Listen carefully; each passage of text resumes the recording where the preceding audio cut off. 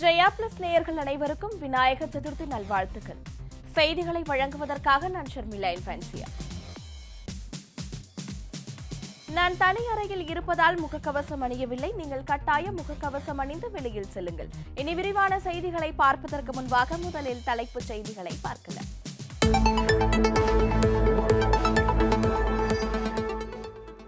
தமிழகத்தின் புதிய ஆளுநராக ஆர்என் ரவி நியமனம். பன்வாரிலால் புரோஹித் பஞ்சாப் ஆளுநராக இடமாற்றம்.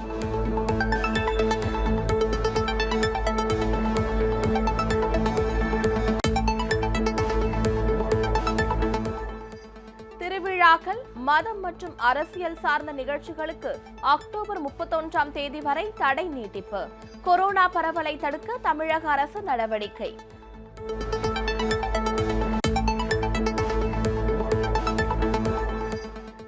நிஃபா வைரஸ் பாதிப்பு எதிரொலியாக தமிழக கேரள இடையேயான பேருந்து போக்குவரத்துக்கு தடை. தமிழக அரசு அறிவிப்பு.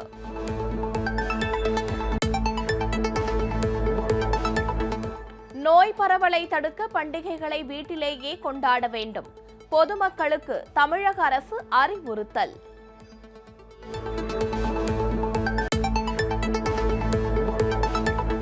பொது இடங்களில் விநாயகர் சிலைகளை வைத்து வழிபட அனுமதி மறுத்த அரசின் உத்தரவை ரத்து செய்ய கோரிய வழக்கு தள்ளுபடி. உயர்நீதிமன்ற மதுரை கிளை உத்தரவு.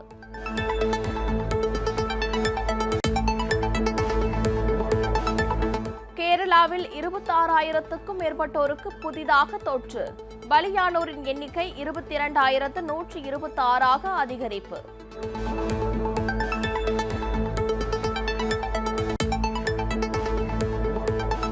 தமிழகத்தில் மேலும் 1,596 பேருக்கு கொரோனா பாதிப்பு.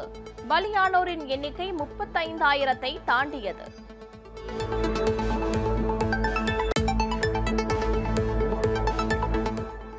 பிரிக்ஸ் கூட்டமைப்பு அடுத்த 15 ஆண்டுகளுக்கு மேலும் ஆக்கப்பூர்வமாக செயல்படுவதை உறுதி செய்ய வேண்டும்.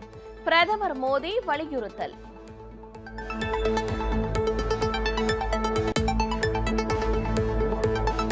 ஆப்கானிஸ்தான் போதைப் பொருள் கடத்தல் மற்றும் பயங்கரவாதத்தின் அடித்தளமாக உள்ளது.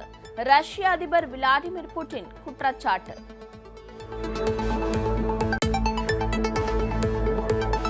மகாராஷ்டிரா, டெல்லி, உத்தரப்பிரதேசம் உட்பட பல மாநிலங்களில் விநாயகர் சதுர்த்தி விழா கொண்டாட கட்டுப்பாடுகள். மும்பையில் 19ஆம் தேதி வரை 144 தடை உத்தரவு அமல்.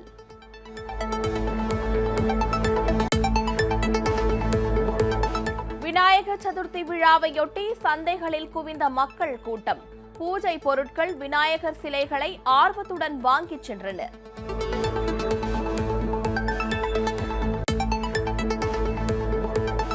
தொடர் விடுமுறையால் சென்னையிலிருந்து சொந்த ஊர்களுக்கு புறப்பட்ட மக்கள். செங்கல்பட்டு சுங்கச்சாவடியில் வாகன போக்குவரத்து நெரிசல்.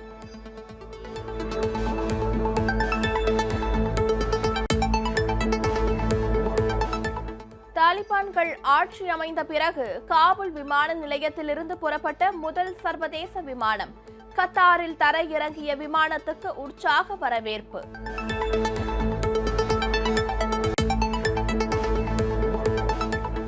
இந்தியா, இங்கிலாந்து இடையேயான 5வது மற்றும் கடைசி டெஸ்ட் கிரிக்கெட் போட்டி இன்று தொடக்கம். தொடரை கைப்பற்ற இந்திய அணி தீவிர பயிற்சி.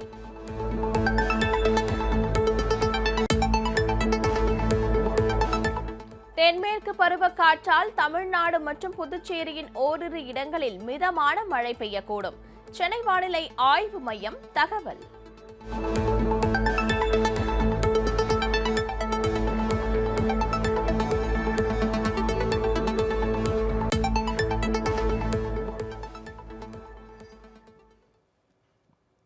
கொரோனா கட்டுப்பாடு நடவடிக்கையாக திருவிழாக்கள், அரசியல், மதம் சார்ந்த கூட்டங்களுக்கு வரும் அக்டோபர் மாதம் 31ஆம் தேதி வரை தடையை நீட்டித்து தமிழக அரசு உத்தரவிட்டுள்ளது. கொரோனா 3வது அலைக்கான சாத்தியக்கூறுகள் உள்ளதாக மத்திய அரசு வெளியிட்டுள்ள அறிக்கையின் அடிப்படையிலும் நோய் தடுப்பு கட்டுப்பாடுகள் காரணமாகவும் திருவிழாக்கள், அரசியல், சமுதாய மற்றும் கலாச்சார நிகழ்வுகளுக்கு வரும் அக்டோபர் மாதம் 31ஆம் தேதி வரை தடை நீட்டிக்கப்பட்டுள்ளதாக தமிழக அரசு தெரிவித்துள்ளது. விடுதலை போராட்ட தியாகிகள், அரசியல் தலைவர்கள் பிறந்த நாள், நினைவு நாள் நிகழ்ச்சிகள் அரசால் நடத்தப்படும் என்றும், தலைவர்களின் சிலைகளுக்கு மாவட்ட ஆட்சியர் மாலை அணிவிப்பார் என்றும், இந்நிகழ்ச்சியில் மரியாதை செலுத்தப்படும் தலைவர்களின் குடும்பத்தைச் சேர்ந்தவர்கள் 5 பேருக்கு மிகாமல் பங்கேற்கலாம் என்றும், மற்ற அரசியல் கட்சியினர் உள்ளிட்டோர் மாவட்ட ஆட்சியரிடம் முன் அனுமதி பெற வேண்டும் என்றும் அரசு குறிப்பிட்டுள்ளது. தமிழகத்தில் ஏற்கனவே அனுமதிக்கப்பட்டுள்ள செயல்பாடுகள் தொடரும் என தெரிவித்துள்ள தமிழக அரசு, பள்ளி, கல்லூரி வளாகங்களில் நோய் தடுப்பு நடவடிக்கைகள் அனைத்தும் பின்பற்றுமாறு அறிவுறுத்தப்பட்டுள்ளதாக கூறப்பட்டுள்ளது.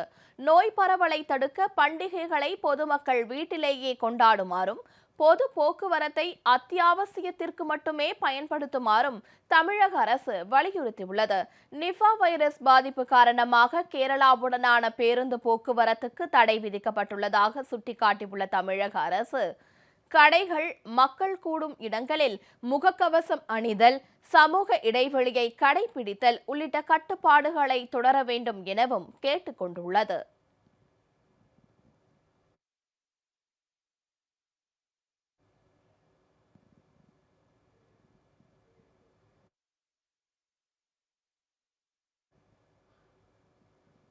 பிரிக்ஸ் கூட்டமைப்பு அடுத்த 15 ஆண்டுகளுக்கு மேலும் ஆக்கப்பூர்வமாக செயல்படுவதை உறுதி செய்ய வேண்டும் என பிரதமர் திரு நரேந்திர மோடி கேட்டுக் கொண்டுள்ளார். பிரேசில், ரஷ்யா, இந்தியா, சீனா, தென்னாப்பிரிக்கா ஆகிய நாடுகள் இணைந்த பிரிக்ஸ் அமைப்பின் தலைவர்கள் கூட்டம் காணொலி வாயிலாக நடந்தது. இதில் குறிப்பாக ஆப்கானிஸ்தானின் தலிபான்கள் ஆட்சி பொறுப்பு ஏற்றது குறித்தும், இதனால் உள்நாடு மற்றும் வெளிநாடுகள் எவ்வாறு பாதிக்கப்படலாம் என்பது குறித்தும் கலந்துரையாடல் நடைபெற்றது. இந்த கூட்டத்தில் ரஷ்ய அதிபர் விளாடிமிர் புட்டின், சீன அதிபர் ஜி ஜின்பிங், தென் ஆப்பிரிக்க அதிபர் சிரில் ராமபோசா மற்றும் பிரேசில் அதிபர் ஜெயிர் போல்சனாரோ ஆகியோர் கலந்து கொண்டனர். கூட்டத்துக்கு தலைமை தாங்கி பேசிய பிரதமர் திரு மோடி, 5 நாடுகளின் அமைப்பான பிரிக்ஸ் பயங்கரவாத எதிர்ப்பு நடவடிக்கை திட்டத்தை ஏற்றுக்கொண்டுள்ளதாகவும், அடுத்த 15 வருடங்களில் இந்த அமைப்பை மேலும் ஆக்கப்பூர்வமானதாக மாற்ற வேண்டும் என்றும் வலியுறுத்தினார். வளர்ந்து வரும் நாடுகளுக்கு முன்னுரிமை அளிப்பதில் கவனம் செலுத்துவதற்கும் இந்த தளம் பயனுள்ளதாக இருப்பதாகவும் அவர் சுட்டிக்காட்டினார். மேலும் பிரிக்ஸ் அமைப்புக்கு இந்தியா தலைமை தாங்கிய போது முழு ஒத்துழைப்பை வழங்கிய உறுப்பு நாடுகளுக்கு பிரதமர் திரு மோடி நன்றி தெரிவித்தார்.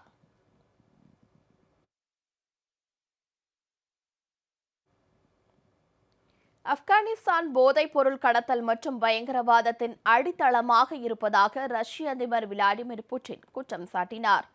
பிரேசில், ரஷ்யா, இந்தியா, சீனா, தென்னாப்பிரிக்கா ஆகிய நாடுகள் இணைந்த பிரிக்ஸ் அமைப்பின் தலைவர்கள் கூட்டம் காணொலி வாயிலாக நடந்தது. கூட்டத்தில் பேசிய ரஷ்ய அதிபர் விளாடிமிர் புட்டின், ஆப்கன் அண்டை நாடுகளை அச்சுறுத்துவதாக உருவாகிவிடக் கூடாது என்றும், அது போதைப் பொருள் கடத்தல் மற்றும் பயங்கரவாதத்தின் அடித்தளமாக இருப்பதாகவும் குற்றம் சாட்டினார். ஆப்கானிஸ்தானில் இருந்து அமெரிக்கா படைகள் வெளியேறியது உள்நாட்டு மற்றும் இன்றி உலக நாடுகளின் பாதுகாப்பை எந்த அளவிற்கு பாதிப்பை ஏற்படுத்தும் என்பது இன்னும் தெளிவாக தெரியவில்லை என்றும் அவர் குறிப்பிட்டார். ஆப்கானிஸ்தான் மக்கள் பல தசாப்தங்களாக தங்கள் உரிமைக்காக போராடி வருவதால் தங்கள் நாடு எப்படி இருக்க வேண்டும் என வரையறுக்க அவர்கள் தகுதியானவர்கள் என்றும் திரு புட்டின் தெரிவித்தார். இதேபோன்று சீனா, பிரேசில், தென்னாப்பிரிக்கா ஆகிய நாடுகளின் தலைவர்களும் ஆப்கன் விவகாரம் உட்பட பல்வேறு விஷயங்கள் தொடர்பாக உரையாடினர். வருவாய் பற்றாக்குறை நிதியாக 17 மாநிலங்களுக்கு 6வது தவணையாக 9,871 கோடி ரூபாய் நிதியை மத்திய அரசு விடுவித்துள்ளது. கொரோனா பரவல் காரணமாக ஏற்பட்ட பொருளாதார நெருக்கடியினால் வருவாயை காட்டிலும் செலவினங்கள் அதிகமாக உள்ள மாநிலங்களின் வருவாய் பற்றாக்குறையை சமாளிக்க நிதி வழங்க மத்திய அரசுக்கு 15வது நிதிக்குழு பரிந்துரைத்தது. இதன்படி தமிழ்நாடு, ஆந்திரா, மேற்கு வங்கம், அசாம் உள்ளிட்ட 17 மாநிலங்களுக்கு 1,18,452 கோடி ரூபாய் நிதியை 12 தவணைகளாக வழங்க நிதிக்குழு பரிந்துரைத்தது. இதன்படி 6வது தவணையாக 17 மாநிலங்களுக்கு 9,871 கோடி ரூபாயை மத்திய நிதி அமைச்சகம் விடுவித்துள்ளது. இதில் தமிழகத்துக்கு 6வது தவணையாக 183 கோடியே 67 லட்சம் ரூபாயை மத்திய நிதி அமைச்சகம் விடுவித்துள்ளது. விநாயகர் சதுர்த்தியையொட்டி மும்பையில் இன்று முதல் 19ஆம் தேதி வரை 144 தடை உத்தரவு அமலில் இருக்கும் என அறிவிக்கப்பட்டுள்ளது. கொரோனா பரவலை தடுக்கும் பொருட்டு மும்பை காவல்துறை வெளியிட்டுள்ள அறிவிப்பில் விநாயகர் சிலைகளை ஊர்வலமாக கொண்டு செல்ல அனுமதி இல்லை என தெரிவிக்கப்பட்டுள்ளது.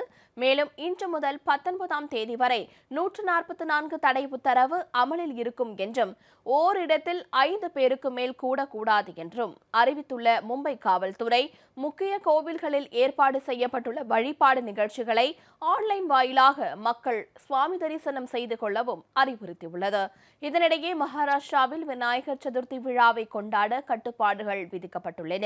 அதன்படி பந்தல், மண்டபம் அமைக்கக்கூடாது என்றும் பொது இடங்களில் கூடுவதை தவிர்க்க வேண்டும் எனவும் வலியுறுத்தப்பட்டுள்ளது. பொதுமக்கள் அவரவர் வீடுகளிலேயே விநாயகர் சதுர்த்தி விழாவை கொண்டாட வேண்டும் எனவும் கேட்டுக் கொள்ளப்பட்டுள்ளது. இந்நிலையில் மும்பை உட்பட மகாராஷ்டிராவில் விநாயகர் சதுர்த்தியை முன்னிட்டு சந்தையில் பொருட்கள் வாங்க மக்கள் கூட்டம் குவிந்தது. மும்பை தாதர் சந்தையில் சமூக இடைவெளியை மறந்தும் முகக்கவசம் அணியாமலும் மக்கள் சுற்றி திரிந்தது கொரோனா பரவலை அதிகரிக்கும் என அச்சம் எழுந்துள்ளது. இதேபோன்று டெல்லி, உத்தரப்பிரதேசம் உள்ளிட்ட மாநிலங்களிலும் விநாயகர் சதுர்த்தியை கொண்டாட கட்டுப்பாடுகள் விதிக்கப்பட்டுள்ளன.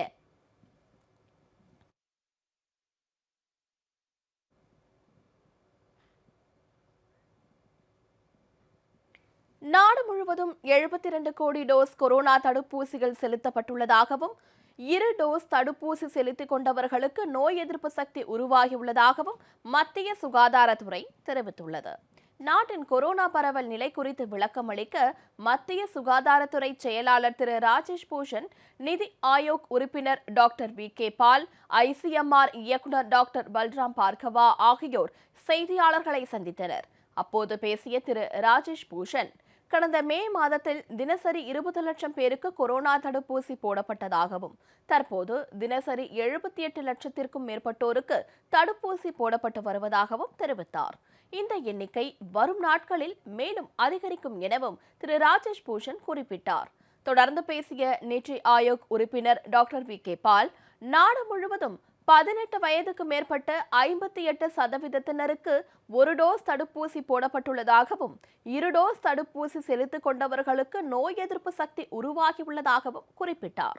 நாடு முழுவதும் 72 கோடி டோஸ் கொரோனா தடுப்பூசி செலுத்திக் கொண்ட நிலையில் பள்ளிகளை திறக்க குழந்தைகளுக்கு தடுப்பூசி செலுத்தியிருக்க வேண்டும் என கட்டாயம் இல்லை எனவும் குறிப்பிட்டார்.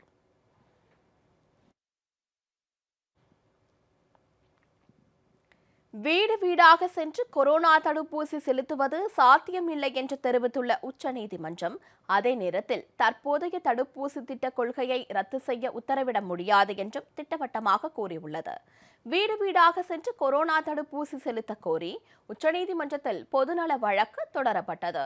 இந்த வழக்கு நீதிபதிகள் டி.ஒய். சந்திரசூட், விக்ரம் நாத், ஹீமா குலி ஆகியோரை கொண்ட அமர்வு முன்பு விசாரணைக்கு வந்தது.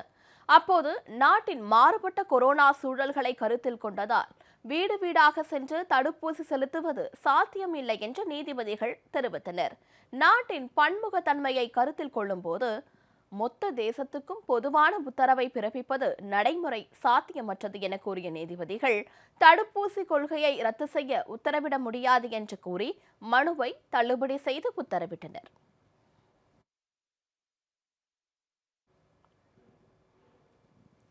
கேரளாவில் அதிகரித்து வந்த கொரோனா பரவல் நேற்று சற்று குறைந்து பதிவாகியுள்ளது.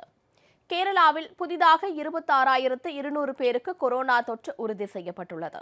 கொரோனாவால் பாதிக்கப்பட்டு சிகிச்சை பெற்று வந்தவர்களில் 114 பேர் உயிரிழந்துள்ள சூழலில் ஒரே நாளில் 29,209 பேர் வைரஸ் தொற்றிலிருந்து குணமடைந்து வீடு திரும்பியுள்ளனர். மாநிலம் முழுவதும் தற்போது வரை 2,36,345 பேர் மருத்துவமனைகளில் சிகிச்சை பெற்று வருகின்றனர். இதனிடையே திருவனந்தபுரத்தில் செய்தியாளர்களிடம் பேசிய அம்மாநில சுகாதாரத்துறை அமைச்சர் திருமதி வீணா ஜார்ஜ், இம்மாத இறுதிக்குள் 18 வயதுக்கு மேற்பட்ட அனைவருக்கும் முதல் தவணை தடுப்பூசி செலுத்தி முடிக்க திட்டமிட்டுள்ளதாகவும், அக்டோபர் 4ஆம் தேதிக்குள் கல்லூரி மாணவர்கள் அனைவருக்கும் குறைந்தபட்சம் முதல் தவணை தடுப்பூசி செலுத்தப்படும் என்றும் தெரிவித்தார்.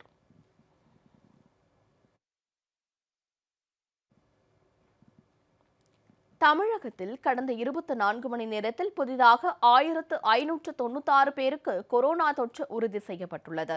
தமிழக சுகாதாரத்துறை வெளியிட்டுள்ள அறிக்கையின்படி 1596 பேருக்கு கொரோனா தொற்று உறுதியாகியுள்ளது. வைரஸ் பாதிப்பால் 21 பேர் உயிரிழந்தனர். தமிழகம் முழுவதும் 16,221 பேர் வைரஸ் தொற்றுக்கு சிகிச்சை பெற்று வரும் சூழலில் 1534 பேர் கொரோனா தொற்றிலிருந்து மீண்டுள்ளனர். கோவையில் ஒரே நாளில் 224 பேருக்கு கொரோனா தொற்று ஏற்பட்டுள்ளது. 5 பேர் சிகிச்சை பலனின்றி உயிரிழந்துள்ளனர். மாவட்டம் முழுவதும் 2165 பேர் வைரஸ் தொற்றுக்கு சிகிச்சை பெற்று வருகின்றனர். 248 பேர் நோய் தொற்றிலிருந்து குணமடைந்தனர். சென்னையில் 186 பேருக்கு கொரோனா தொற்று உறுதியாகியுள்ளது. ஒருவர் சிகிச்சை பலனின்றி உயிரிழந்துள்ளார். மாவட்டம் முழுவதும் 1834 பேர் வைரஸ் தொற்றுக்கு சிகிச்சை பெற்று வரும் நிலையில் மேலும் 182 பேர் நோய் தொற்றிலிருந்து குணமடைந்தனர். ஈரோட்டில் 130 பேருக்கும், செங்கல்பட்டில் 108 பேருக்கும், தஞ்சையில் 92 பேருக்கும், திருப்பூரில் 87 பேருக்கும், நாமக்கல் மாவட்டத்தில் 61 பேருக்கும், சேலத்தில் 58 பேருக்கும் கொரோனா தொற்று உறுதி செய்யப்பட்டுள்ளது. நலிவடைந்தவர்களையும் ஏழைகளையும் மேம்படுத்துவதற்காகத்தான் வரி விலக்கு இருக்க வேண்டும் என அறிவுறுத்திய சென்னை உயர்நீதிமன்றம், அதிக லாபம் ஈட்டும் நிறுவனங்களுக்கு சாதகமாக வரி விலக்கு அமைந்துவிடக்கூடாது எனவும் உத்தரவிட்டுள்ளது. இந்திய இசை கருவிகளுக்கு வரி விலக்கு அளிக்கும் அரசாணைப்படி தங்கள் நிறுவனம் தயாரிக்கும் கருவிகளுக்கும் வரி விலக்கு அளிக்க வேண்டும் என சென்னை உயர்நீதிமன்றத்தில் வழக்கு தொடரப்பட்டது. இந்த வழக்கு நீதிபதி SM சுப்பிரமணியம் முன்பு விசாரணைக்கு வந்தது. மனுதாரர் நிறுவனம் தரப்பில் ஆஜரான வழக்கறிஞர், இந்திய இசை கருவிகளுக்கு விலக்களிக்க அறிவித்த தமிழ்நாடு அரசு மின்னணு முறையில் உற்பத்தியாகும் தங்கள் நிறுவன இசை கருவிகளுக்கு வரி விலக்கு வழங்க மறுக்க முடியாது என வாதிட்டார். பல தலைமுறைகளாக இசைக்கருவிகளை தயாரிக்கின்ற ஏழ்மை நிலையில் இருக்கின்ற கலைஞர்களை ஊக்குவிப்பதற்காகவே வரிவிலக்கு வழங்கப்படுவதாகவும், மின்னணு முறையில் இயங்குகின்ற இசைக்கருவிகளுக்கு வழங்க முடியாது எனவும் தமிழக அரசு தரப்பில் தெரிவிக்கப்பட்டது. இருதரப்பு வாதங்களுக்கு பிறகு நீதிபதி SM சுப்பிரமணியம் வரிவிலக்கு கோரிய மனுவை தள்ளுபடி செய்து உத்தரவிட்டார். எனினும் வரிவிலக்கு என்பது சலுகை மட்டுமே என்றும், விதிகளுக்கு உட்பட்டு அளிக்கப்படும் அந்த சலுகையை உரிமையாக கோர முடியாது எனவும் உத்தரவில் குறிப்பிட்டுள்ளார். வரிவிலக்கு அளிப்பதை வழக்கமாக பின்பற்றினால் பெரிய அளவிலான உற்பத்தியாளர்கள் அதிக லாபம் ஈட்ட வகை செய்துவிடும் என சுட்டிக்காட்டிய நீதிபதி, நலிவடைந்தவர்களையும் ஏழை மக்களையும் மேம்படுத்துவதற்காக மட்டுமே வரிவிலக்கு அமைய வேண்டும் எனவும் அவர் அறிவுறுத்தினார்.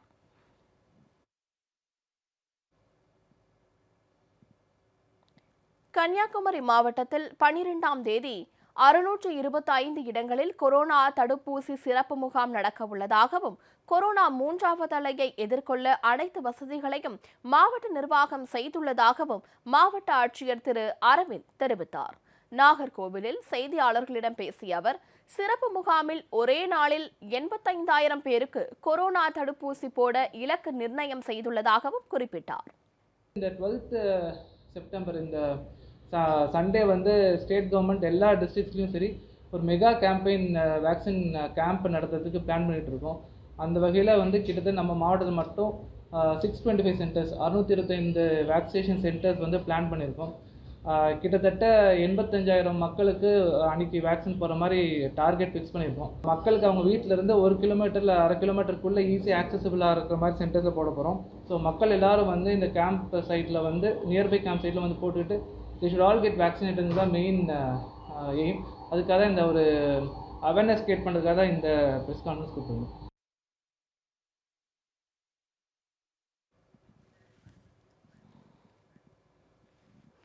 அடுத்ததாக கேள்விகள் 1000 நிகழ்ச்சியை பார்க்கலாம். ஒரு சிறிய இடைவேளைக்கு பிறகு